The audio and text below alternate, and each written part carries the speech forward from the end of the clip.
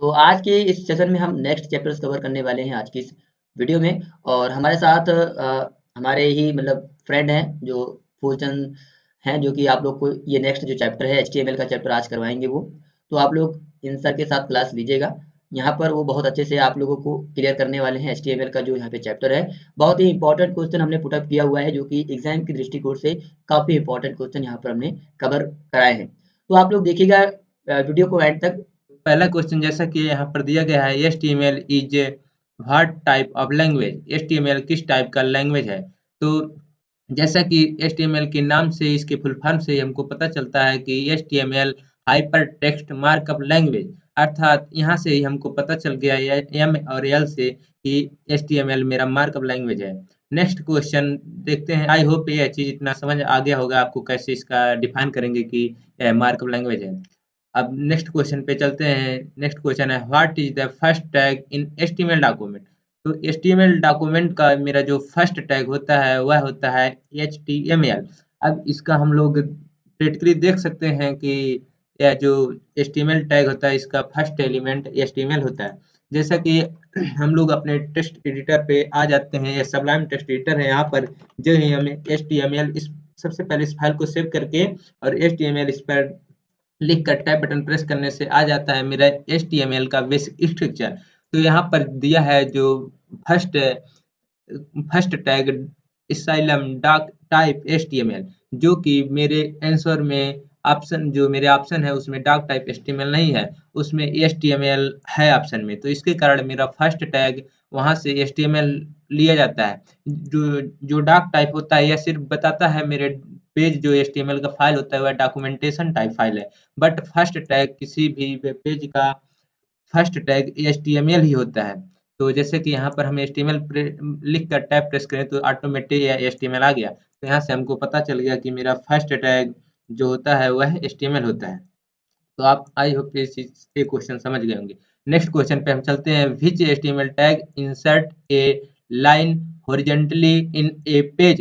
किसी पेज में एक हॉरिजॉन्टल लाइन क्रिएट करने के लिए हम किस टैग का यूज करते हैं। तो उसके लिए हम लोग प्रैक्टिकल यहाँ पर देख सकते हैं कि जैसे हम लोगों को यहाँ पर लिख देते हैं, यदि फर्स्ट लाइन फर्स्ट लाइन लिखकर फिर नीचे इसके एक br टैग होता है, जिसकी हेल्प से हम लाइन को ब्रेक करते हैं। और नीचे लिख देते हैं सेकेंड लाइन सेकेंड लाइन नीचे लिखें। अब इन दो लाइनों के बीच में, अब इसे हम सबसे पहले सेव करके इसको जब ब्राउजर पे रन कराते हैं, इसका पाथ को कॉपी करके अपने इस ब्राउजर पे जाके रन जब कराते हैं, तो यहाँ पर देखते हैं कि एक लाइन में मेरा फर्स्ट लाइन लिखा है और दूसरे में सेकंड लाइन लिखा है। हम इसके बीच में एक हॉरिजॉन्टल लाइन क्रिएट करना चाहते हैं, तो उसके लिए इस br टैग के बाद हम लोग एक hr टैग लेते हैं, hr टैग लेते हैं। इसको फाइल को सेव करके इसको फिर से ब्राउजर पर रिफ्रेश करते हैं, तो देखते हैं कि एक हॉरिजॉन्टल लाइन क्रिएट हो गया है। तो यहाँ से हम लोगों को अपने इस क्वेश्चन का आंसर मिल गया कि हॉरिजॉन्टली इन ए पेज मतलब किसी पेज में हॉरिजॉन्टली लाइन इंसर्ट करने के लिए कौन सा टैग उपयोग करते हैं। तो HR टैग का यूज करते हैं हम लोग। यहाँ पर देख सकते हैं। अब चौथा क्वेश्चन देखते हैं। What are the two main part available in HTML document. तो HTML डॉक्यूमेंट का दो कौन से मेन पार्ट होते हैं। तो किसी भी HTML डॉक्यूमेंट का एक हेड एंड बॉडी होता है, जैसा कि मेरा ऑप्शन दिया गया। अब यहाँ से हम देख लेते हैं क्यों वह मेन पार्ट होते हैं। अब हम लोग अपने एडिटर पे देखते हैं कि ये जो हेड सेक्शन होता है, हेड सेक्शन के अंदर यहाँ पर हम एक टाइटल दे देते हैं। टाइटल मेरा जो वेब पेज पर ऊपर शो करता है उसे कहते हैं टाइटल, जो मेरे पेज का टाइटल को बताता है, माय टाइटल जैसे हम लिख दिए। और जो बॉडी टैग होता है, बॉडी टैग के अंदर लिखे गए सभी कंटेंट ही हमारे वेब ब्राउजर पे शो होते हैं। इसके कारण मेरा बॉडी टैग बहुत इंपॉर्टेंट होता है। और दूसरा होता है हेड टैग। हेड टैग के अंदर हम वह चीज लेते हैं, जैसे टाइटल हो गया, मेटा टैग इत्यादि टैग को हम हेड सेक्शन में लिखते हैं। अब इसको यहाँ से सेव करके हम ब्राउजर पे जब यहाँ रिफ्रेश करते हैं, तो देखते हैं माय टाइटल यहाँ पर शो कर गया, माय टाइटल लिखकर। यही मेरा टाइटल है। अर्थात मेरा ये दो इंपॉर्टेंट टैग होते हैं, जो एक होता है हेड एंड बॉडी। अब हम लोग चलते हैं नेक्स्ट क्वेश्चन पे। Which character in HTML is use to indicate end tag. किस कैरेक्टर की हेल्प से जो HTML टैग होते हैं उसको इंड करते हैं। HTML टैग को एंडिंग के लिए यहाँ पर जैसे ऑप्शन दिया है बी, एक फॉरवर्ड स्लैश का सिंबल है। इस फॉरवर्ड स्लैश की सहायता से हम कोई भी एंड टैग को इंडिकेट करते हैं। जैसा कि हम यहाँ पर देख सकते हैं कि मेरा ये हेड टैग यहाँ पर स्टार्ट हुआ है और यहाँ पर क्लोज हुआ है। जहाँ पर क्लोज हुआ है इसके उसके पहले एक यहाँ पर एक हम लोग के लग गया है फॉरवर्ड स्लैश। तो यहाँ से और यहाँ पर HTML टैग है। HTML टैग को एंड जहाँ पर हुआ है उसमें उस टैग में HTML लिखने से पहले भी एक फॉरवर्ड स्लैश लगा है। अर्थात इससे हम लोगों को पता चलता है कि हम लोगों का जो ये HTML टैग का एंड पॉइंट होता है, एंड टैग होता है, उसको एंड करने के लिए हम लोग फॉरवर्ड स्लैश का यूज करते हैं। अब हम लोग चलते हैं नेक्स्ट क्वेश्चन पर। नेक्स्ट क्वेश्चन है विच symbol start with HTML comments.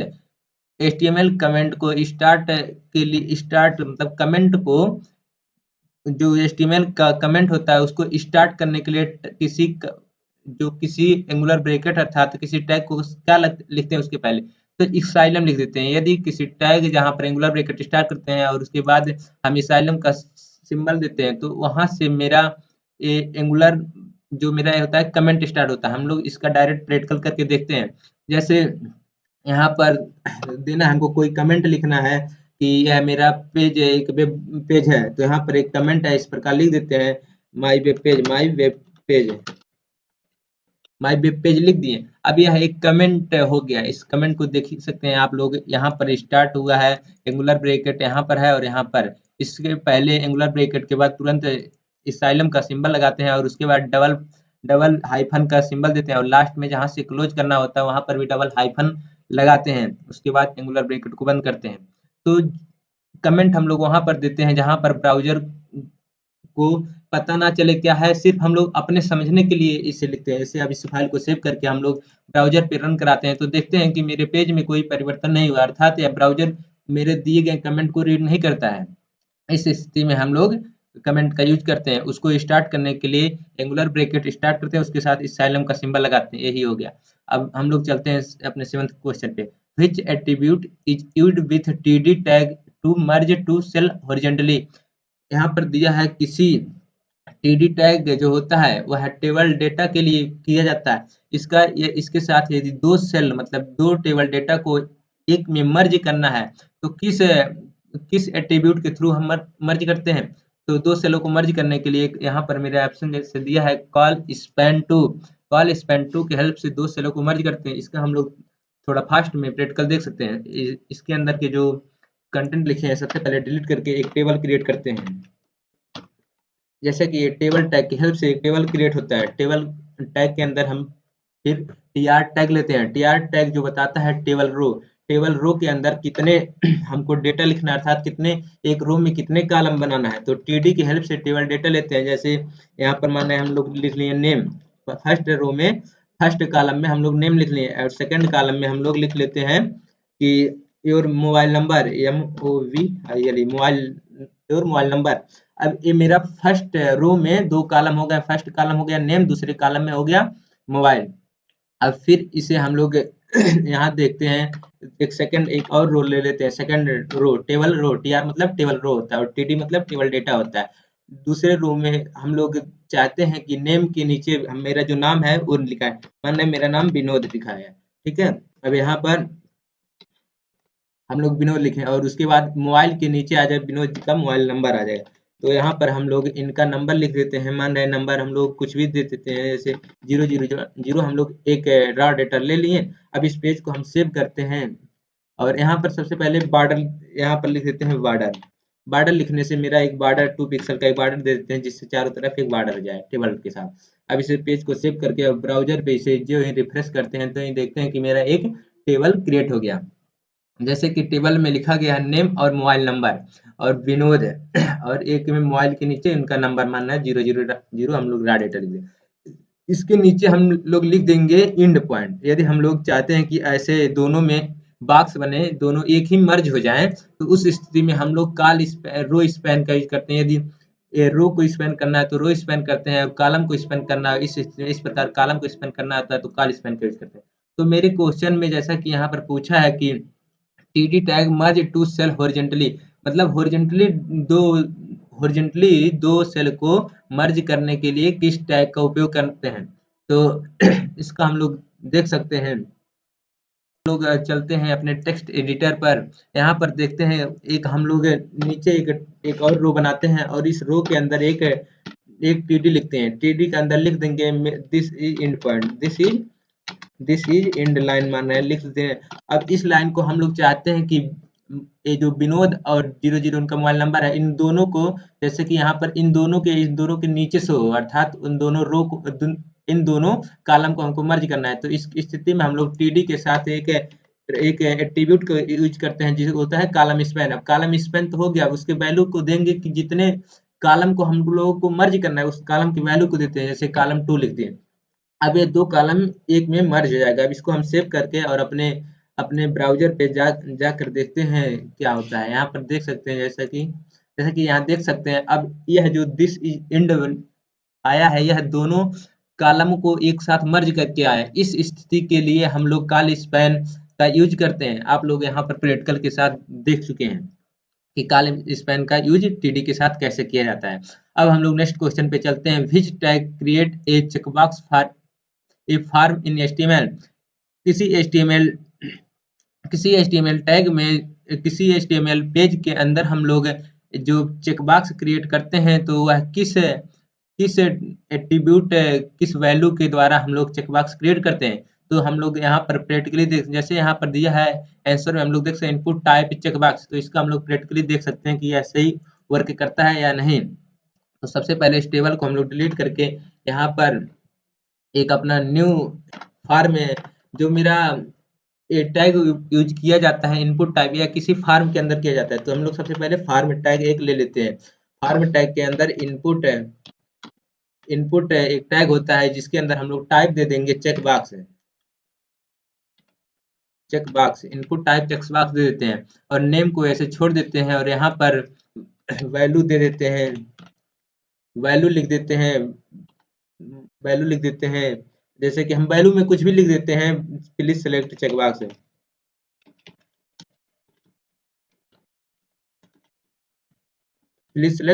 दे देते हैं। अब इसको सेव करते हैं और ब्राउजर पे अपने जाकर इस पेज को फिर से रिफ्रेश करते हैं।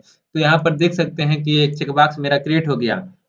अब इसके आगे हम चाहते हैं ये जो हम चेक करते हैं तो ये मेरा वैल्यू जो दिया गया है यह वैल्यू मेरे डेटाबेस के अंदर जाता है। इस स्थिति में इसका प्रयोग करते हैं और हम चाहते हैं कि उसके आगे कुछ शो, जैसे इनपुट चेकबॉक्स हो गया, चेकबॉक्स के आगे कुछ शो हो। तो हम लोग चाहते हैं जो वैल्यू दी है वही चीज हम लोग उस चेकबॉक्स के आगे शो हो। तो यहाँ से इसको कॉपी करके यहाँ पर पेस्ट कर देते हैं और देखेंगे कि उसके आगे मेरा ये चेकबॉक्स के आगे ये वैल्यू लिखा हुआ आ जाएगा, देख सकते हैं। अब यहाँ से इसको हम सेलेक्ट कर लेते हैं तो पता चल जाता है कि यह please select value check box ये सेलेक्ट हो गया। तो इस स्थिति में हम लोग चेक बॉक्स का यूज करते हैं और इसके टाइप को बताते हैं कि यह चेक बॉक्स है। अब नेक्स्ट क्वेश्चन पे हम लोग चलते हैं। Which HTML tag is use to add a row in a table. किसी टेबल में एक रो ऐड करने के लिए क्या करते हैं। तो जैसा कि हम पहले ही बता चुके हैं कि टेबल रो क्रिएट करने के लिए टीआर का यूज करते हैं। तो इस प्रकार यहाँ ऑप्शन ए सही है, टीआर। हम लोग टेबल अभी थोड़ी देर पहले क्रिएट किए थे, उसमें टीआर की हेल्प से टेबल रो क्रिएट किए थे। और टीडी जो होता है यहाँ टेबल डेटा के लिए होता है और टीएच जो होता है वो टेबल हेडर के लिए होता है। और सीआर कोई कमांड नहीं होता है, कोई टैग नहीं होता है किसी टेबल को क्रिएट करने के लिए। तो यहाँ पर हम लोगों को ऑप्शन मिल गया टीआर। नेक्स्ट क्वेश्चन देखते हैं। Which HTML tag is used to divide a row into data cell. किस कमांड की हेल्प से डिवाइड किया जाता है रो इनटू डेटा और सेल को। तो यहाँ पर हम लोग देख सकते हैं कि टीडी अर्थात टेबल डेटा।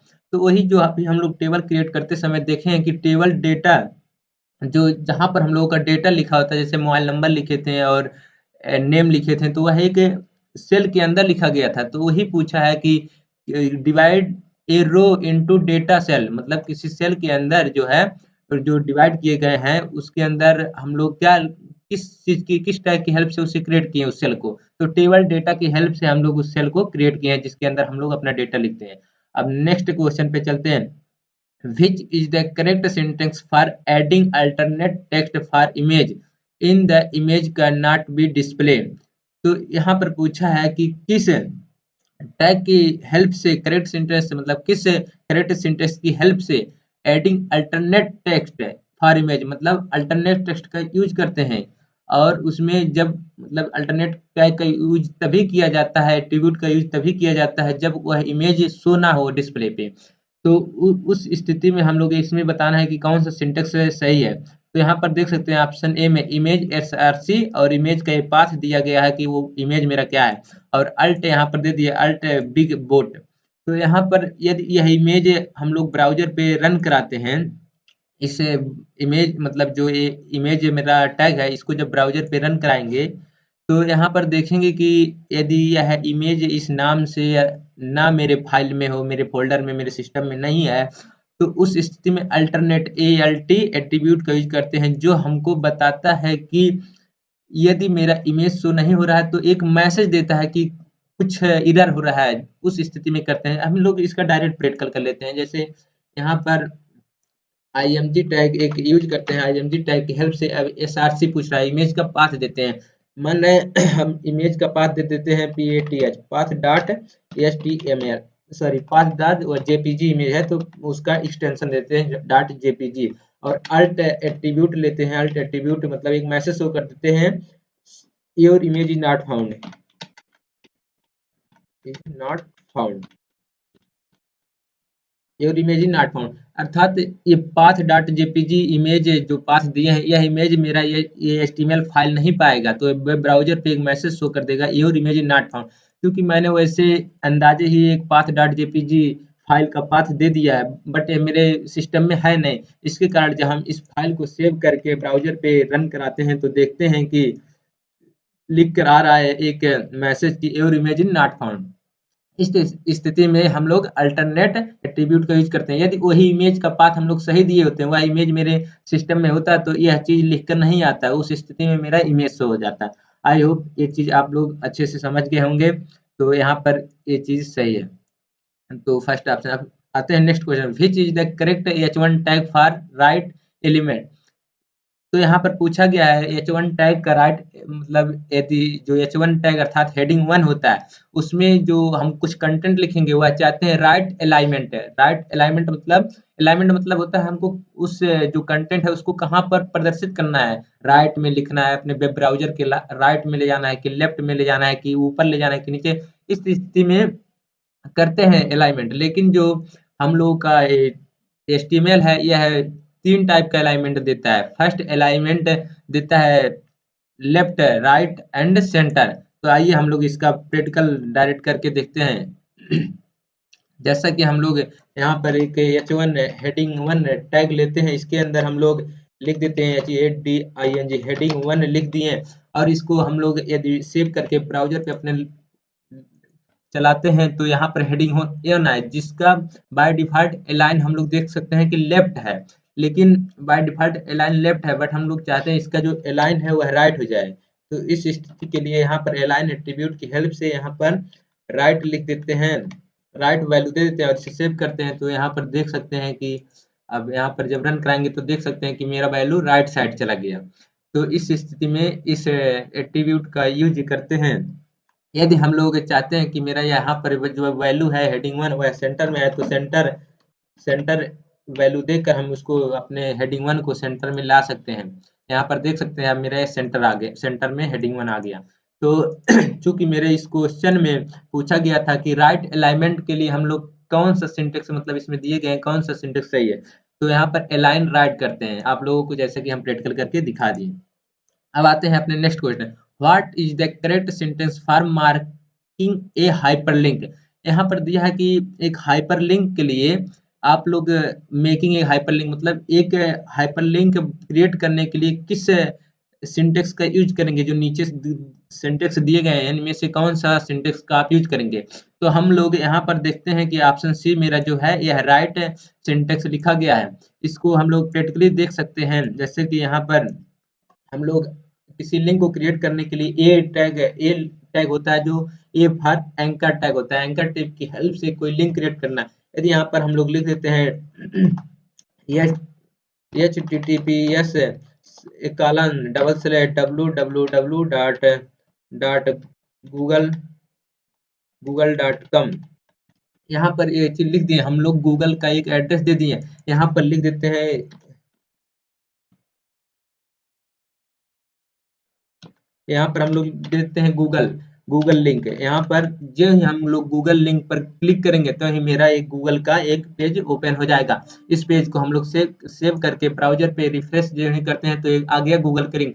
जो ही हम इस पेज पर लिंक पर क्लिक करेंगे तो ही मेरा एक गूगल का पेज ओपन होकर आ सकता है, जैसा कि हम लोग देख सकते हैं। तो इस स्थिति में हम लोग इस प्रकार एंकर टैग का यूज करते हैं। तो वही पूछा था इसमें से राइट सिंटेक्स कौन सा है, तो यहाँ पर हम लोग देख सकते हैं कि राइट सिंटेक्स यहाँ पर सी वाला है, जो यहाँ पर यह ओपन किया है आईटीआई पोर्टल को ओपन करने के लिए आईटीआई पोर्टल के एड्रेस को दिया है। अब हम लोग चलते हैं नेक्स्ट क्वेश्चन पे। दिया है which is the correct tag for adding I frame in HTML tag. HTML tag में एक आई फ्रेम टैग की हेल्प से हम लोग कैसे आई फ्रेम बनाते हैं। जैसे किसी एक हम लोगों को जो पेज होता है उसमें हम लोग चाहते हैं तमाम पेज एक ही पेज में ओपन हो, जैसे कई लिंक क्रिएट करके हम लोग एक ही पेज में ओपन करना चाहते हैं उन सभी लिंक को, ना कि अदर टैब में ओपन हो। तो उस स्थिति में हम लोग आई फ्रेम टैग का यूज करते हैं।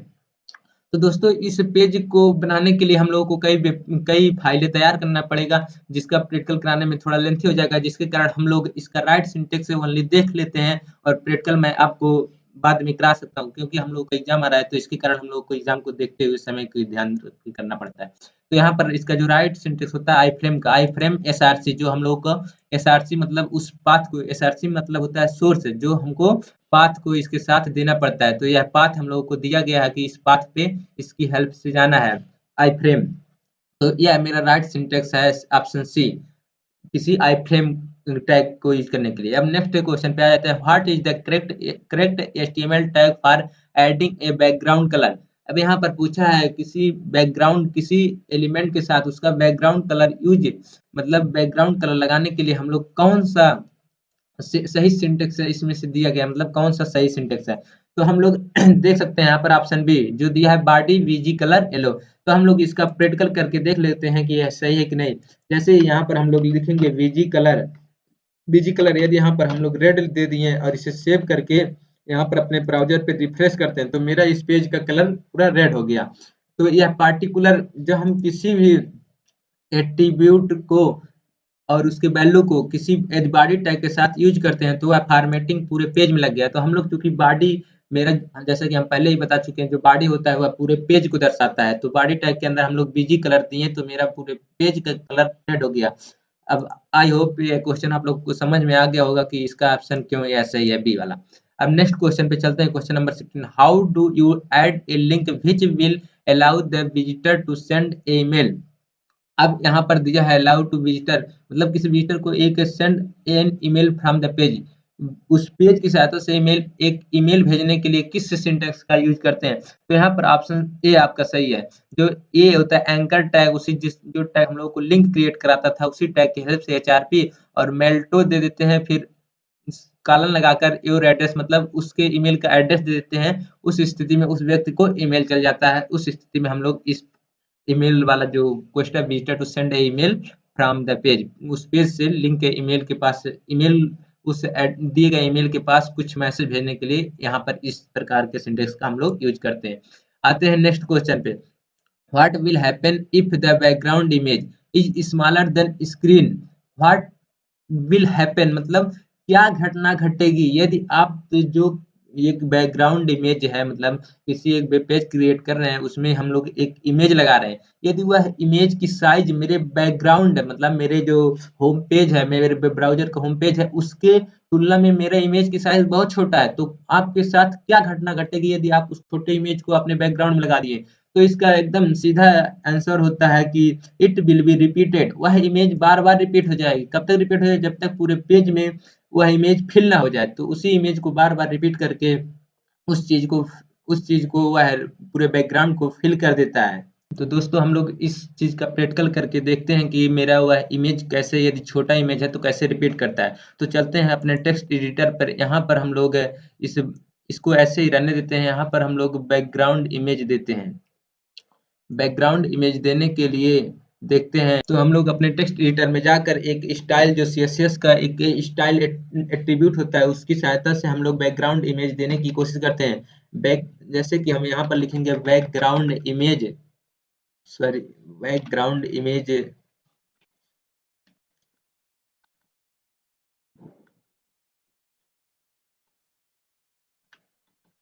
बैकग्राउंड इमेज हम लोग ले लेते हैं और बैकग्राउंड इमेज के साथ उसका हम लोग पास देते हैं URL हेल्प की हेल्प से सहायता से हम लोग इसके अंदर अपने इमेज का पास देते हैं। तो हम लोग देख सकते हैं कि जहाँ पर ये मेरा फाइल बना है test.2 उसी के अंदर एक image.png नाम से एक मेरा फाइल है। तो इस फाइल का हम लोग एड्रेस दे देते हैं इमेज इमेज.png हम लोग इसका पाथ दे दिए।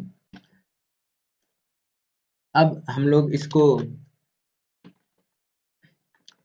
इसको अब रन कराएंगे तो अपने ब्राउजर पे चलते हैं इसको रन कराने के लिए। तो देखते हैं क्या होता है।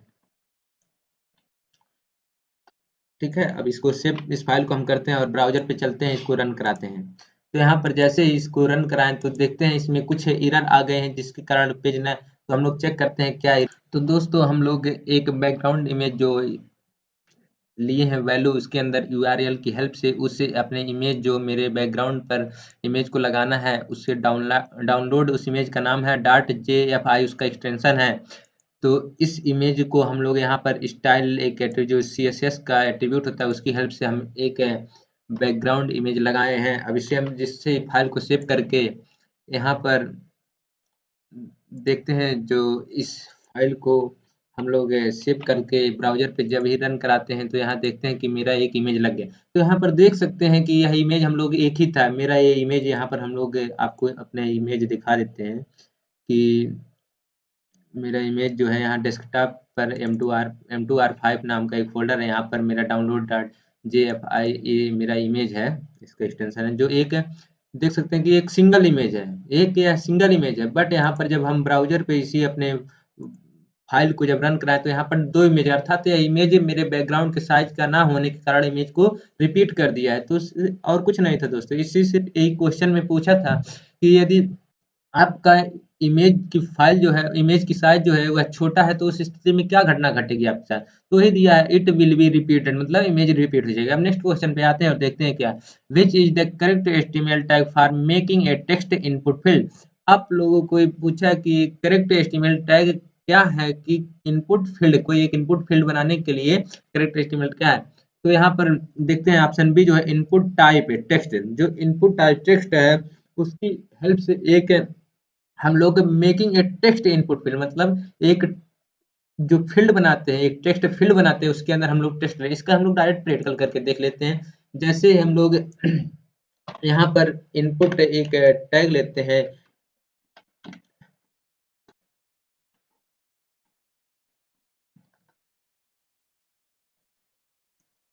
यहाँ से हम लोग इसको रिमूव करके एक टैग लेते हैं। हम लोग यहाँ पर इनपुट टैग लेते हैं और देखते हैं कि इनपुट टाइप यदि यहाँ पर टेक्स्ट लिख देते हैं तो इस पेज को हम लोग सेव करके जब ब्राउजर पे रिफ्रेश इसे करेंगे तो यहाँ पर देख सकते हैं कि एक टेक्स्ट बॉक्स बनकर आ गया जिसके अंदर हम कुछ भी लिख सकते हैं। तो यह स्थिति यह तब यूज किया जाता है जब हम लोग को लिखना होता है कि input inter inter inter name. जब कोई पूछता है कि आपका नाम क्या है तो वहाँ पर एक मतलब कोई फॉर्म बनाते समय इस टैग का यूज किया जाता है कि इनपुट और उसमें टाइप टेक्स्ट दे देते हैं तो एक टेक्स्ट बॉक्स बन जाता है जिसके अंदर हम लोग कुछ टेक्स्ट लिख सकते हैं और उसे डेटाबेस में हम लोग सेंड कर सकते हैं। तो देख सकते हैं इंटर नेम है, यहाँ पर अपना नाम लिख दीजिए, जो कुछ भी नाम है अपना नाम यहाँ पर ऐसे लिख सकते हैं। तो दोस्तों हम लोग यहाँ पर सीख लिए कि जो इनपुट टाइप टेक्स्ट का यूज होता है क्यों होता है, वह क्योंकि एक टेक्स्ट इनपुट फील्ड बनाने के लिए क्रिएट किया जाता है। बहुत इजीली हम लोग इसका प्रैक्टिकल के साथ देख लिए। आते हैं नेक्स्ट क्वेश्चन में which is the correct HTML tag for creating password field. किसी इस करेक्ट मतलब इसमें से दिए गए ऑप्शन में से कौन सा करेक्ट एचटीएमएल टैग है जिसकी सहायता से हम लोग एक पासवर्ड फील्ड बना सकते हैं। हम लोग यहाँ पर डायरेक्ट इस क्वेश्चन का प्रैक्टिकल करके देखते हैं। अब नीचे लिख देते हैं पासवर्ड पासवर्ड जो ही यहाँ पर पासवर्ड लिख के मतलब यूजर नेम इनपुट करें उसके बाद पासवर्ड इनपुट करें। इनपुट फील्ड ले लेते हैं, इनपुट हम लोग यहाँ पर इनपुट टैग ले लेते हैं और यहाँ पर टाइप में हम लोग पासवर्ड दे देते हैं। जो ही हम लोग टाइप में पासवर्ड देंगे तो देखेंगे कि तो यहाँ पर हम लोग देखेंगे कि एक जो मेरा फील्ड बनेगा उसमें एक पासवर्ड टाइप का फील्ड है। इसको हम ब्राउज़र पे रन कराते हैं, जो देखते हैं यहाँ पर पासवर्ड, जैसे कि यहाँ डब्लू छूट गया है, तो दोस्तों उसमें घबराने की कोई ज़रूरत नहीं है। ये हम लोग को तो खैर एडिटिंग से है, वो हम लोग करेक्शन कर सकते हैं। यहाँ पर रिफ्रेश कर देंगे तो आ जाता है पासवर्ड। यहाँ पर अपना नाम इनपुट करेंगे, नाम जो कुछ भी होगा अपना नाम में इनपुट करके यहाँ पर पासवर्ड, जो हम पासवर्ड मानना है 8795 देना है, तो एक पासवर्ड टाइप बन गया। और यहाँ पर हम सीन का भी आ गया चिन्ह की, आप लोग देख सकते हैं कि पासवर्ड लिखा है कि नहीं। यहाँ पर इस प्रकार की स्थिति में हम लोग टाइप में पासवर्ड देते हैं तो वह एक पासवर्ड की तरह बिहेव करता है। अब हम लोग अपने नेक्स्ट इस क्वेश्चन का ऐप सही ऑप्शन देख सकते हैं कि इनपुट टाइप पासवर्ड जब देते हैं तो वह एक पासवर्ड वाला फील्ड क्रिएट हो जाता है, तो इसका ऑप्शन सी हो जाएगा। अब नेक्स्ट क्वेश्चन पे चलते हैं, देखते हैं what is the correct HTML code for inserting a background image. इसमें से दिया है कि बैकग्राउंड इमेज को इंसर्ट करने के लिए सही कोड क्या है। तो अभी जैसा कि दोस्तों हम लोग आप लोगों को कराया हुए बैकग्राउंड इमेज लगाए हैं, बट वह मैंने सीएसएस के हेल्प से लगाया हूँ, स्टाइल एट्रीब्यूट की हेल्प से, सीएसएस की सहायता से मैंने इमेज लगाया। अब हम लोग उसी पेज में इमेज को लगाना चाहते हैं with help of HTML attribute. तो आइए देखते हैं कि जो मेरा एक पेज है, इसी के अंदर हम लोग बैकग्राउंड एक एट्रीब्यूट होता है जिसकी हेल्प से हम लोग बैकग्राउंड इमेज लगाते हैं। बैकग्राउंड इमेज लगाने के लिए उस मेरा जो फाइल जो मेरा इमेज है उसका पूरा पाथ मतलब सोर्स दे देते हैं कि वह क्या उसका पाथ है। तो उसका पाथ कहने का मतलब है उसका नेम और उसका एक्सटेंशन देना है। तो उस फाइल का नाम है डाउनलोड और डॉट JFIF उसका एक्सटेंशन है। तो इस इमेज को जैसा कि हम आप लोगों को पहले दिखा चुके थे, और इस फाइल को सेव करके ब्राउजर पे जो है इसे रिफ्रेश करते हैं तो देख सकते हैं मेरा इमेज आ गया है। यहाँ पर वही तो पूछा था इस क्वेश्चन में कि आप लोग एक बैकग्राउंड इमेज लगाने के लिए सही सिंटेक्स क्या है। ऊपर पूछा था यदि इमेज का साइज छोटा है तो क्या होगा, तो बैकग्राउंड में रिपीट हो जा रहा था, बट इसमें पूछा उस किस सिंटेक्स की हेल्प से उस इमेज को लगाया जाता है। तो अब की बार मैंने इस HTML एट्रीब्यूट की हेल्प से मैंने इमेज को लगाया है, जो एट्रीब्यूट है बैकग्राउंड है, उसके बाद इमेज डॉट जेपीजी यहाँ पर जैसा कि लिखा गया है, तो उस प्रकार इमेज का नाम हम लोग दे देते हैं विथ एक्सटेंशन के साथ। ठीक है दोस्तों, आते हैं नेक्स्ट क्वेश्चन पे। दिया है विच ऑप्शन विल मैच, कौन सा ऑप्शन मैच करेगा व्हाइल मैंने जब मेकिंग बुलेटेड लिस्ट, जब हम बुलेटेड लिस्ट बनाते हैं तो उस स्थिति में कौन कौन सा एक लिस्ट टाइप मतलब दे सकते हैं। तो उस स्थिति में हम लोगों का यहाँ पर 3 प्रकार के यूज कर सकते हैं लिस्ट टाइप। फर्स्ट होता है डिस्क, दूसरा होता है सर्किल, तीसरा होता है स्क्वायर। तो आइए दोस्तों हम लोग इसका प्रैक्टिकल करके देख सकते हैं। यहाँ पर यदि हम लोग चाहते हैं कि एक लिस्ट क्रिएट करें, वो भी यूएल मतलब अनऑर्डर लिस्ट होता है। यूएल मतलब होता है अनऑर्डर लिस्ट। अनऑर्डर लिस्ट बनाने के लिए एक यूएल टैग लेते हैं, इसके अंदर लिस्ट हम लोग क्रिएट करते हैं, जैसे MOUSE माउस एक ले लेते हैं। और सेकंड लिस्ट के अंदर लिस्ट LI मतलब होता है लिस्ट आइटम। लिस्ट आइटम कौन कौन से लिस्ट चाहिए, जैसे कीबोर्ड ले लिए। फिर इसके बाद हम लोग थर्ड लिस्ट में ले लिए, जैसे कि यहाँ पर POBARD होता है। और यहाँ पर थर्ड ले लिए मॉनिटर माना ले लिए, मॉनिटर ले ली। ये मेरा इसको हम फाइल को सेव करते हैं तो यहाँ पर ब्राउज़र पे जैसे ही रिफ्रेश करते हैं तो 1 सेकंड लग रहा है, मेरा फाइल सेव नहीं हुआ है। इसको सबसे पहले हम लोग फाइल को सेव करके और ब्राउज़र पे जाकर रिफ्रेश करते हैं। तो देख सकते हैं मेरा माउस, कीबोर्ड, मॉनिटर, ये मेरा एक लिस्ट क्रिएट हुआ। और इसके साथ ये टाइप बना के किस प्रकार का लिस्ट बना, मतलब अनऑर्डर लिस्ट है, बट इसका जो टाइप है bullet by default disc type आया है। तो इसी को ही पूछा क्वेश्चन में कि आप लोग जो अनऑर्डर लिस्ट होता है वो किस प्रकार के मतलब बुलेटेड लिस्ट जो है किस प्रकार के कौन कौन सी चीज का यूज करता है। तो फर्स्ट हम लोग देख चुके हैं कि वह डिस्क टाइप आया है, जो बाय डिफॉल्ट टाइप उसका होता है डिस्क आता है, मतलब डिस्क के टाइप होता है। जो टाइप होता है by default D I sorry DISC होता है, डिस्क होता है। और जो सेकंड होता है बाय डिफॉल्ट होता है, इसको हम लोग ना लिखेंगे तभी भी हो जाता है, लिखेंगे तभी भी आएगा। बट यदि ये इसकी UAR स्क्वायर लिख देते हैं तो यहाँ पर हम लोग देख सकते हैं कि मेरा यह टाइप स्क्वायर हो गया। और थर्ड होता है जो कि मेरा सर्किल होता है, यदि यहाँ पर हम लोग सर्किल दे देते हैं तो CIRCLE सर्किल दे देते हैं तो मेरा ये लिस्ट स्टाइल का जो टाइप हो जाता है। यहाँ पर आप लोग देख सकते हैं कि यह एक सर्किल बन गया, यहाँ पर एक सर्किल बन गया। तो इस प्रकार मेरे जो बुलेटेड लिस्ट होते हैं वह 3 प्रकार के टाइप को बताता है, डिस्क, सर्किल एंड स्क्वायर। हम लोग प्रैक्टिकल के साथ देख चुके हैं। अब आते हैं next question, what is the meaning of increase the cell padding. किसी सेल पैडिंग जो मीनिंग ऑफ इंक्रीज मतलब सेल, यदि हम इंक्रीज कर रहे हैं सेल पैडिंग, इसमें आपसे कुछ नहीं पूछा है कि सेल पैडिंग का मतलब क्या होता है। यदि हम उसको इंक्रीज कर रहे हैं, सेल पैडिंग को इंक्रीज कर रहे हैं, तो क्या क्या बढ़ता है। तो हम लोग देख सकते, पहले जान लेते हैं सेल पैडिंग एंड एक दूसरा टर्म होता है सेल स्पेसिंग। ये चीजें क्या होती हैं, सेल पैडिंग और सेल स्पेसिंग। तो हम लोग आ जाते हैं इस पेंट पे, और यहाँ पर ऐसे एक ये बॉक्स बन गया और एक और बॉक्स ले लिए। तो यहाँ पर अब हम लोग देखेंगे कि यहाँ पर ये जो इस बीच की दूरी जो बनी है, इस बीच की दूरी को हम लोग सेल स्पेसिंग कहते हैं, अर्थात दो सेलों के बीच की दूरी को हम लोग सेल स्पेसिंग कहते हैं। जो मेरा ये है, इस बीच की दूरी जो है, इसी को हम लोग सेल स्पेसिंग कहते हैं। बट यदि हम लोग यहाँ पर कुछ यहाँ पर यदि हम लोग कुछ लिखना चाहते हैं, यहाँ पर जैसे यदि ए बी सी कुछ भी लिख दिए, और जब कुछ लिख देते हैं और यहाँ पर देखते हैं कि इसके बीच की दूरी, मतलब हम लोग यहाँ पर जैसे ये जो मेरा इस सेल है और इस सेल इस कैरेक्टर के मतलब जो कुछ लिखे हैं, इसके बीच की दूरी को हम लोग सेल पैडिंग कहते हैं। अर्थात लिखे गया कैरेक्टर और ये कैरेक्टर का ये जो बॉर्डर है, इन दोनों के बीच की दूरी को हम लोग सेल पैडिंग कहते हैं। और इन दोनों सेलों के बीच की स्पेस, इन दोनों बीच की स्पेस को हम लोग सेल सेल स्पेसिंग कहते हैं। तो हम लोग यही इस क्वेश्चन में पूछा है कि आपको यदि what is the meaning of increase the cell padding, मतलब सेल पैडिंग का मतलब क्या है। तो यहाँ पर ऑप्शन सी देख सकते हैं, increase the distance between cell and content. जैसा कि हम आप लोगों को यहाँ पर बता दीजिए, कंटेंट है और ये सेल है, ये सेल जो है और ये कंटेंट है। तो इसी के जो सेल है और ये कंटेंट के बीच की दूरी को हम लोग सेल पैडिंग कहते हैं, जो मेरा ऑप्शन में दिया है। अब आते हैं नेक्स्ट क्वेश्चन, देखते हैं क्या, which property of cell will how many rows a cell should span। तो पूछा है कि विच प्रॉपर्टी मतलब किस प्रॉपर्टी की सहायता से सेल में हाउ मेनी मतलब अधिक cell, rows cell, should span मतलब स्पैन कर सकते हैं, कौन सी प्रॉपर्टी होता है। तो अभी हम लोग जैसे कि ऊपर एक बार जब टेबल क्रिएट किए थे, तो उसमें हम लोग कॉल स्पैन अर्थात दो कॉलम को एक साथ मर्ज किए थे, तो कॉल स्पैन वहां पर प्रॉपर्टी लगा था। यहाँ पर हम लोगों को मल्टीपल रो को जब एक साथ मर्ज करना है, तो उस स्थिति में हम लोग रो स्पैन करते हैं, रो स्पैन का यूज प्रॉपर्टी का और वैल्यू का इसका यूज करते हैं। तो सेम दोस्तों इसमें प्रैक्टिकल कराने की जरूरत नहीं है कुछ, जैसा कि हम लोग वहां पर कॉल स्पैन करके दो कॉलम को मर्ज किए थे, उसी प्रकार यहाँ यदि रो स्पैन कर देंगे तो दो रो मर्ज, जितने मतलब वैल्यू देंगे उतने रो मर्ज हो जाएंगे। तो हम लोग चलते हैं नेक्स्ट क्वेश्चन पे।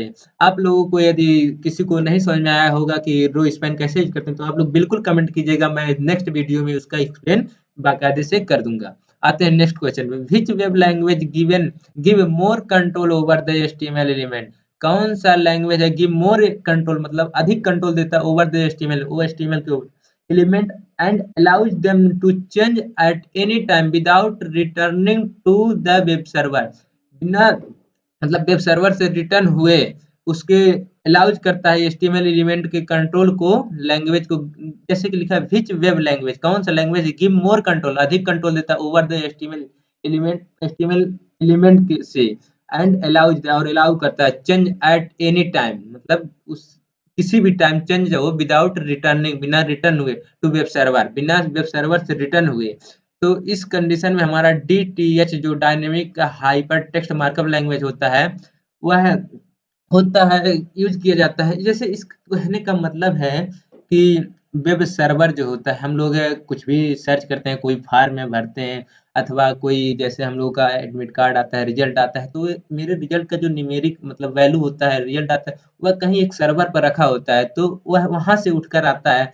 तो वही पूछा है चेंज एट एनी टाइम मतलब किसी भी टाइम चेंज हो सकता है without returning to web server, बिना वेब सर्वर के रिटर्न किए वह हो मतलब बिना वेब सर्वर के रिटर्न किए उस पेज में चेंज हो सकता है। तो वही DHT dynamic hyper text markup language होता है, मतलब डायनेमिक मतलब हमेशा चेंज होता रहता है उस स्थिति में, मतलब बिना वेब सर्वर के रिटर्न किए हुआ ऑटोमेटिक चेंज होता रहता है। तो उस प्रकार के पेज को हम DHTML कहते हैं। जैसे मेरा फेसबुक का वेबसाइट हो गया, वह हमेशा चेंज होता रहता है समय समय पर, वही चीज दिया हुआ DHTML टाइप पेज होता है, dynamic hyper text markup language होता है।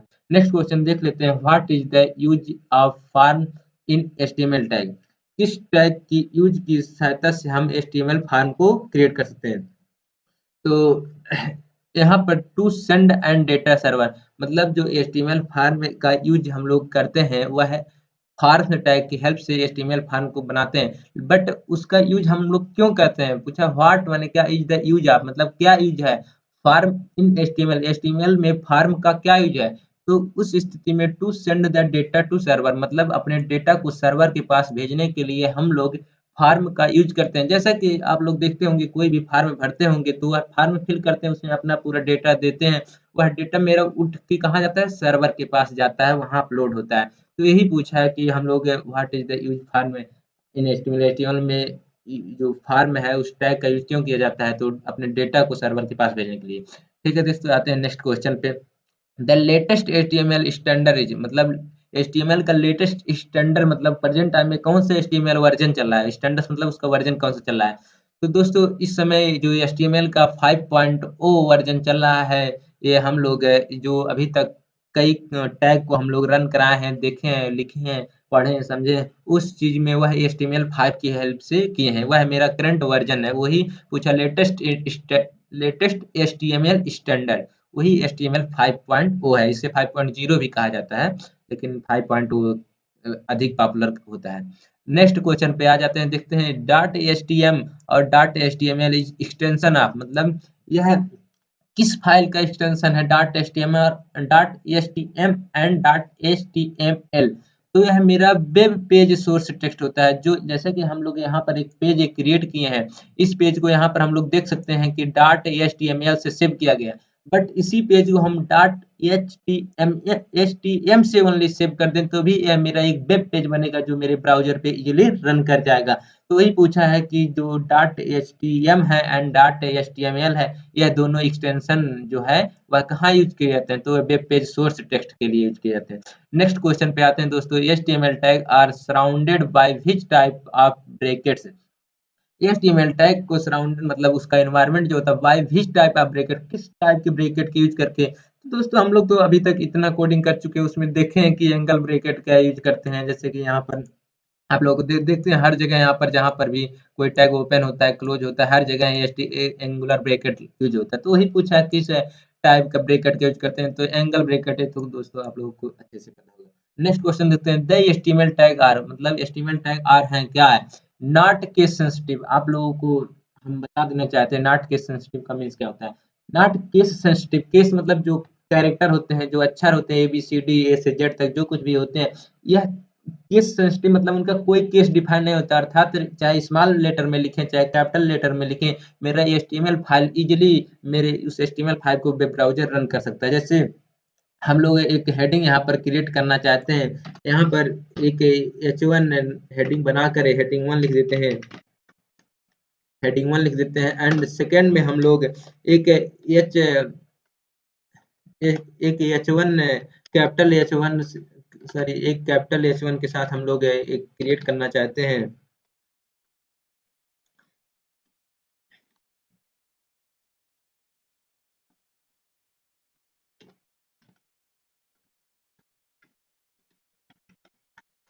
हेडिंग 1, जैसे कि अब हम लोग यहाँ पर देख सकते हैं कि फर्स्ट मेरा जो टैग है वह स्मॉल H1 के साथ है, दूसरा है कैपिटल H1 के साथ है। बट इन इसको जो हम इसको सेव करके ब्राउजर पे रन कराते हैं, अर्थात ब्राउजर को रिफ्रेश अप करेंगे, तो देखते हैं कोई अंतर नहीं, सिमिलर वह बिहेव किया। तो वही मतलब कहा है कि केस सेंसिटिव, अर्थात यह नॉट ए केस सेंसिटिव, मतलब चाहे स्मॉल लेटर में लिखे चाहे कैपिटल लेटर में लिखे, अपने टैग को वह उसको कोई मतलब अंतर नहीं समझता, वह एक ही तरह बिहेव करेगा।